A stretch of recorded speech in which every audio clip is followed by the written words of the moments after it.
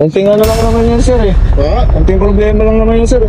Tingnan nyo naman po, may side mirror naman po May ako. siguro po kasi nakatayo po na. Ano po ba? Sir, okay. Sir, ito po ang standard na to. Na side mirror nito, hindi. Ayan po yun, sir. Hindi po. Ayan na Hindi po po yun. kasi meron po ito. Aftermarket na po ito. Ito po ang tornillo, sir. Pero ito po. Ayan, meron po ng mga... Napirma na lang, sir.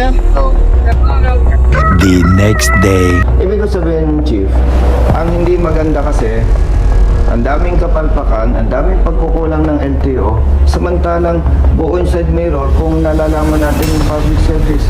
Sir, okay ka ba dyan? Baka gusto mong itagilid ng konti o whatever. Public service ba? LTO compound, pinapayagan ninyo yan? Walang side mirror? Baka empleyado niyo yan. Pakicheck nga kung kanino yan. Merisa, pakita mo nga kay Nepe. Okay ka mo? O walang nalang rehistro? Viral video ng isang rider dahil sa ginawang panghuhuli sa kanya ng LTO enforcer dahil gumamit siya ng aftermarket na side mirror at improper daw ang pagkakalagay nito. E samantalang wala namang nakasad sa batas na bawal gumamit ng aftermarket na side mirror as long as nakikita mo yung nasa likod mo at nasa standard na size. E samantalang nasita ni Colonel Busita na mismong empleyado ng LTO nakapark ang motorsiklo sa mismong tapat ng LTO office. Wala ng side mirror, pasupa o expired ang ORCR. Gaano naman kasakit yun, mga idolo?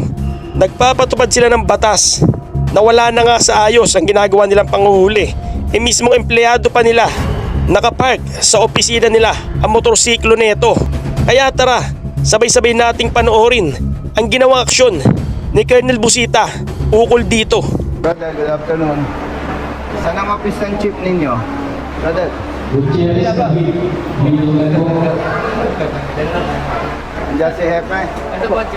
Ikaw ba ang chief? Apo. Kumusta? Kailan ka pa dito, chief? Ano lang po nung July... July, August.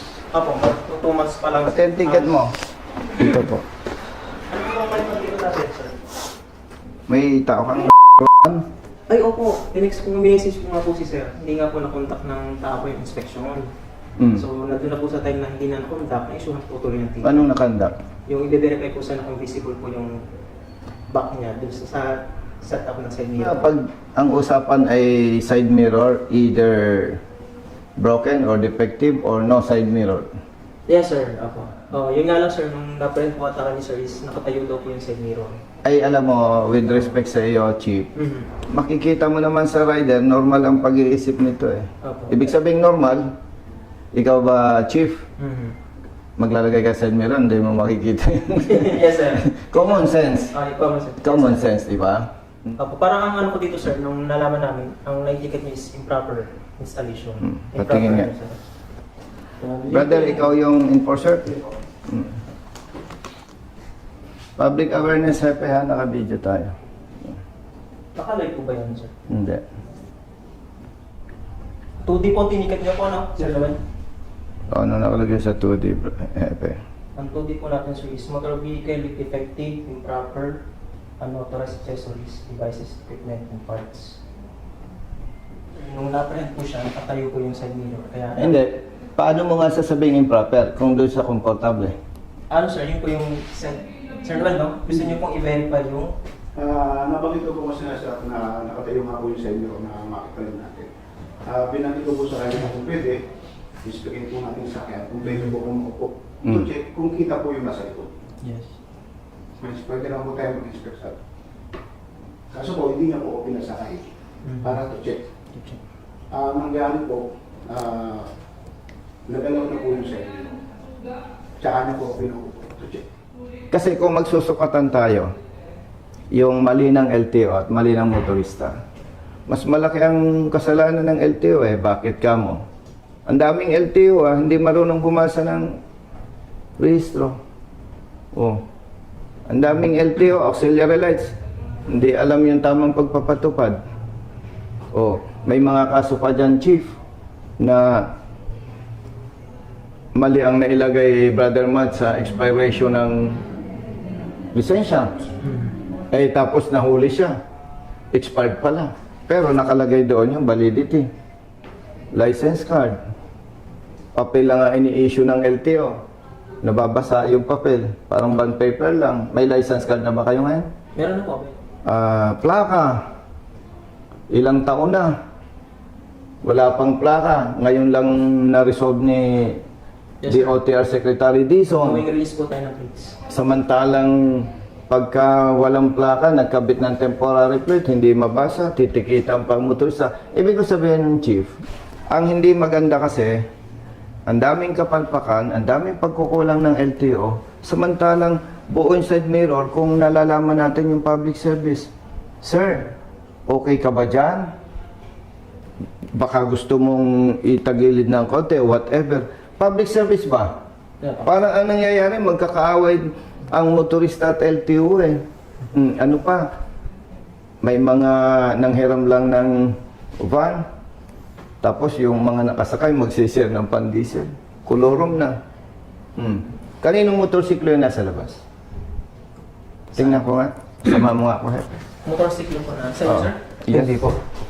LTO compound, pinapayagan ninyo yan. Walang side mirror. Baka empleyado niyo yan eh. Pakicheck nga kung kanino yan. Pwede po yung kapityo. Salamat po. Hihintayin ko, Chip. Kanino yan? Kanino daw? Kanino daw? LGT po pala natin. Okay, tama, Brother Matt. Pa-check mo nga kung register. May register. Pakita mo nga kay Hepe. Okay ka mo? O walang dalang rehistro? Tama mo, nagmamaneho ng OJT mo, walang rehistro? So, dyan pa lang, Hepe, nag-uumpisa pa lang, may pang-aabuso na.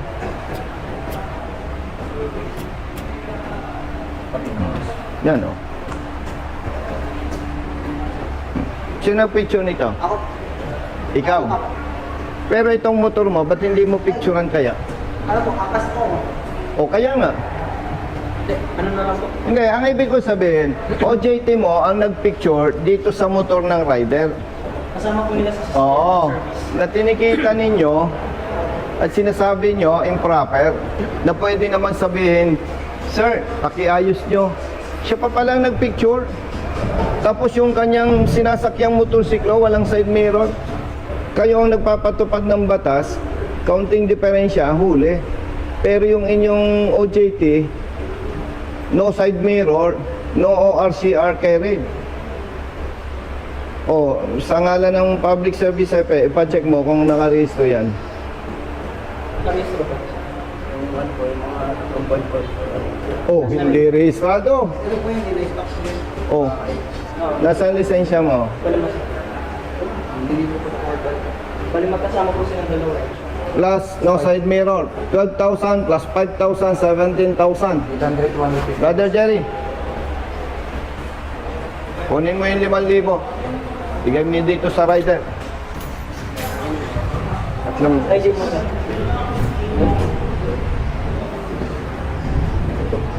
Yung ID. Yung ID kasi. Basta po yun. Kasi yung ano mo, yung ID, valid ID. Ano? Yung mali na nakikita ko, dapat nating itama. Itong rider, hindi ko na pagkukontesin. Oh, brother.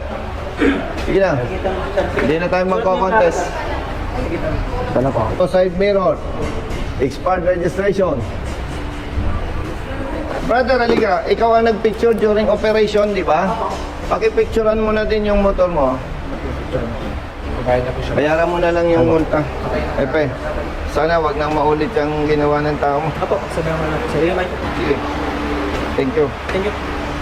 Sana last na ito, Epe. Apo. Nasaan yung ticket? Picturean ko lang yung TOP number. Brother, okay na. Hindi, okay ka. Sige. Pasensya na ako nga. Oo. Brother, picturean mo kami yung tatlo. Hati kayo, ha?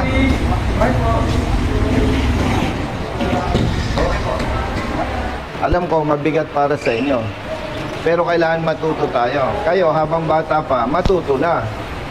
OJT kayo, considered employee pa rin kayo. Kaya dapat kayo yung unang sumusunod. Sige, thank you. Sensya na kayo. Ha? Bayad na ba? Mapayad. Yan. Si JG naman, JG, ito na ah. Okay. Thank you po. Okay, meron pa sa'yo? Sige. Okay, huwag mo nabigay. Pangkakalsaan na lang natin yun. Brother, Ay. Siya po may-ari nung building po dito. Ikaw po ba? Ang galing naman, ano? Thank you. Libre ang LTO, ano? Opo. Kami lang yung nagsiserve ng mga uniform. Ito, kanya nyo din. Yes po. Commercial naman yan. Oo. Ay, okay. May school po, may field tech, may Tesla. Okay. Napunta po kayo dito. May in-assist lang.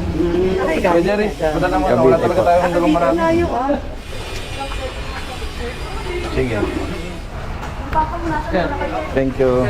Inabot lang kami ng ulan habang natakbo. Pero di siya ka, nakakakondisyon mo. Sige po. Yes, ma'am. Madam, salamat sa offer. Pero kami po ay sa sunod po. Brother Ed, salamat po. Okay, At habang hindi umuulan, tumatakbo kami, inabot ng ulan. Naghahanap ball kami, sir. Meron, kami, pag umulan, diretso na. Sanay kami, ma'am. Ano po kami waterproof? Pag tumatakbo kami, at umulan, diretso na. Slided po. Oh. Ha? Sige. Ayos. Nakuha mo na yung license mo. Nasa iyo na. Sige. Multa tayong 5,000, multa sila ng 17,000 pesos. Di ba? Sige. Ingat, brother. Madam, salamat sa offer. Huwag kang magala-gala, baka ma-stat yan.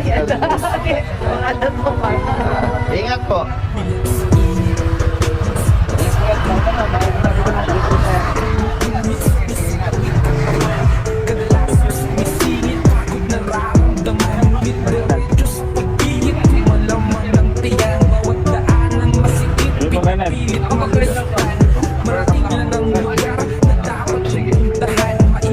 Okay na, lulusot na yan. Sir, maraming salamat. Ingat po.